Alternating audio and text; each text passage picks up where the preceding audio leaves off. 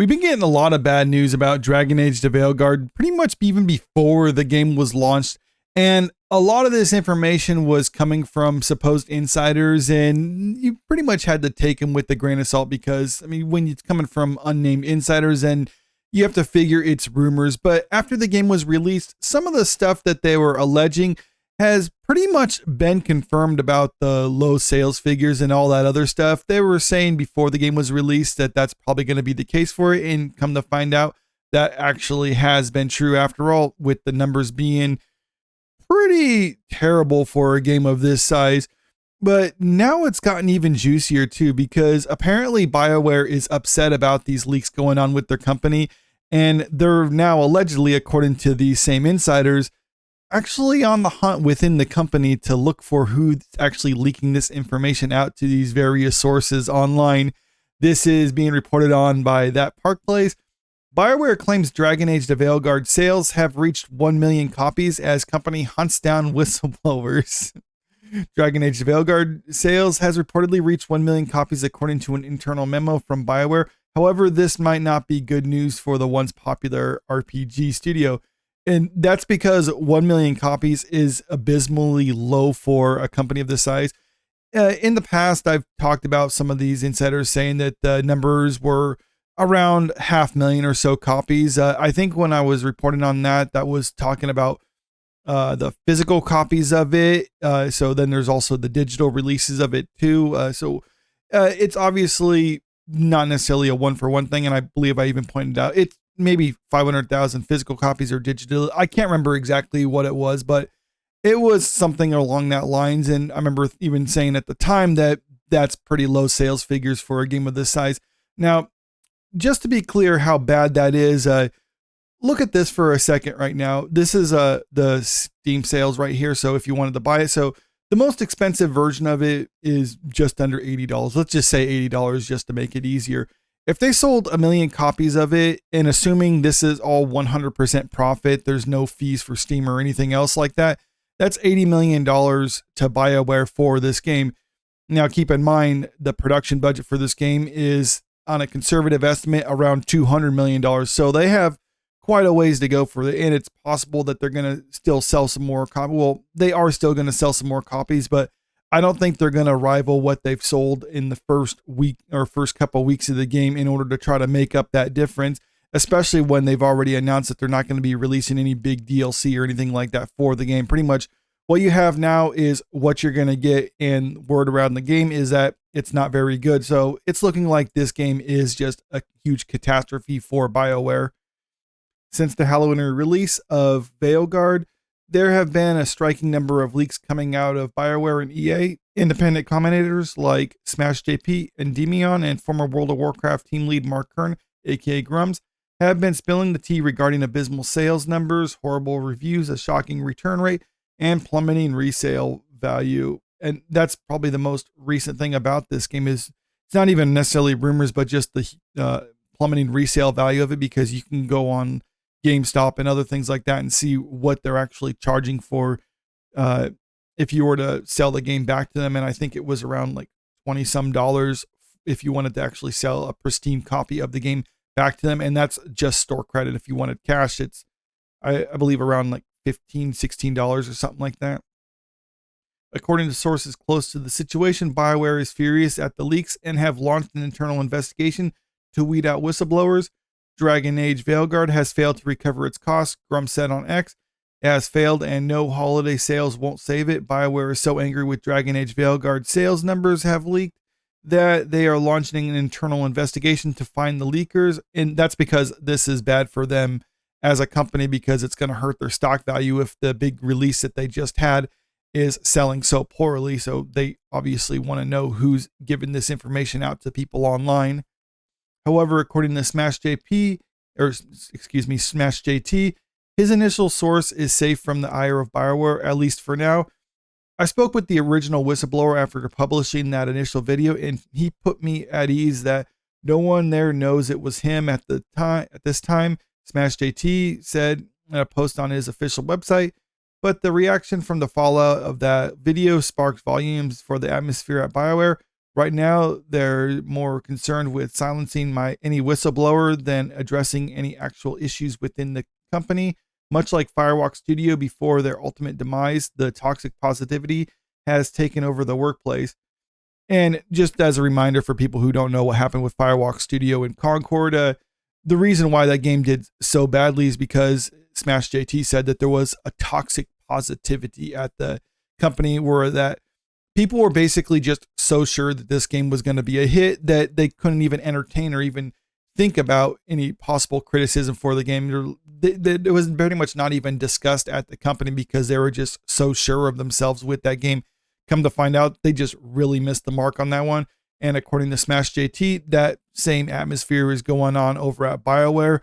And now that the game is doing so poorly, they're trying to figure out not necessarily why it's doing so poorly, but why are people releasing this information? Because for them as a company, they don't care if their games are crap as long as they're still doing well as a company, whether that's through investors investing in them or through higher sales figures, preferably both, obviously. But when both of those things are going bad for them, well, then suddenly they want to try to fix something, and they should, I would say, move to try to fix their games, but apparently they're just moving to try to fix their image as a company. Now, I don't think BioWare is necessarily going to go the way of Firewalk Studio. Is it possible? Sure, because just a few years ago, BioWare was in serious financial trouble before they got bailed out by EA, but still, they are a major studio with a lot of really high value IPs underneath them. So they can still continue on for a while. Firewalk Studio pretty much just had Concord, but still, it's not too good for them.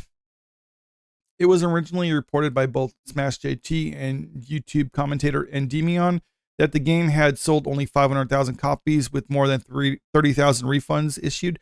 However, BioWare is internally disputing those numbers, claiming in a memo sent out to its team that they've crossed the 1 million copy threshold. Smash JT said he was skeptical over these figures of 1 million being sold, but he says even if that is the case, it's still not good for them as a company for reasons I already pointed out in this video. Even if this figure is true after a 9-year development and costs swelling to reportedly exceed $200 million, it is estimated that the game will have to sell up to 5 million copies to break even. It's also unknown whether BioWare is referring to the number of copies sold by retailers or the number of copies they've shipped to retailers.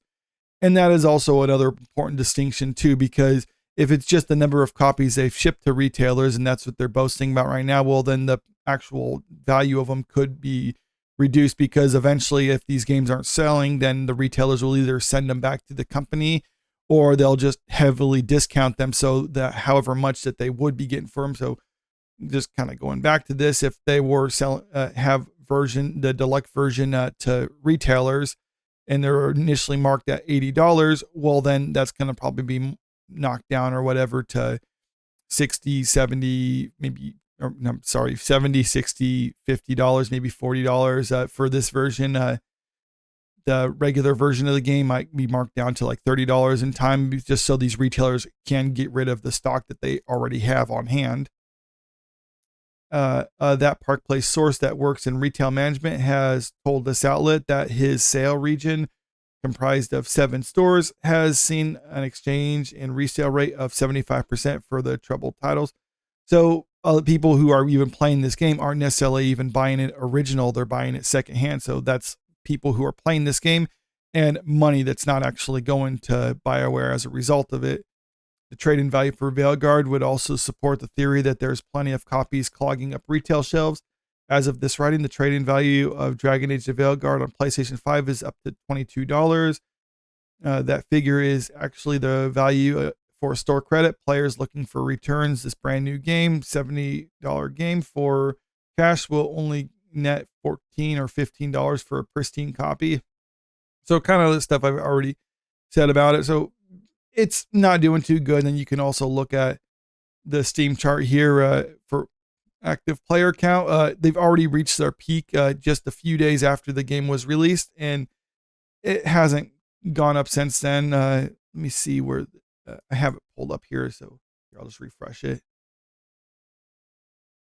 So players right now, at the time of recording, around 17,275. Now, keep in mind, I'm recording this early in the morning, so there's not going to be as many people on right now. But if you just look at the 24-hour peak of around 31,000, let's just even round it up to 32,000, be generous.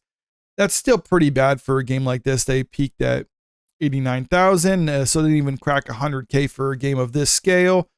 And it's just gone down since then. Now, to be fair, this isn't one of those games that people play for a long period of time. It's a story-based game, so people buy the game, they play it, they beat it, and then they're done with it. And it looks like after being out a couple weeks, that's pretty much been the case for this one, but without anything else to kind of entice new people to come into the game, because the scores for it aren't really good. Terrible word of mouth. People just choosing to buy it secondhand for a discount as opposed to actually just paying retail value for this game. And then there's no major DLC coming out for it. It's looking like this is pretty much DOA right now. And this is something that I think a lot of people predicted was going to happen when it comes to this game. Now, I thought it wasn't going to do good. I didn't think it was going to do this bad, though. I thought because Dragon Age is a pretty notable IP, BioWare is a major company, that even with all the bad word of mouth in the lead up to the release of this game, I think that would have been enough to carry it over. I didn't think it was necessarily going to be a successful game or a hit game, but I didn't think it was going to be a huge failure like it apparently is right now. So this just goes to show you, if you prioritize pushing identity politics over creating top quality content and hiring the best people for the job, well, then this looks like it's going to be the result of all that. So for game companies out there, if they want to actually turn a profit with the stuff that they're making, they need to listen to what the fans are saying about the games and just do that, as opposed to just insisting that it's your platform and try to push your own political agenda. But let me know what you think about all this in the comment section below. Do you believe a lot of these rumors coming out about it? Do you think that BioWare is actually on the hunt for these whistleblowers, or do you think this is more smoke and mirrors? Comment below and let me know. And also, if you haven't already, make sure you click that subscribe button if you want to stay up to date with the latest entertainment news. And don't forget to click that like button and share this video out there, because it really helps out with the channel. Thank you.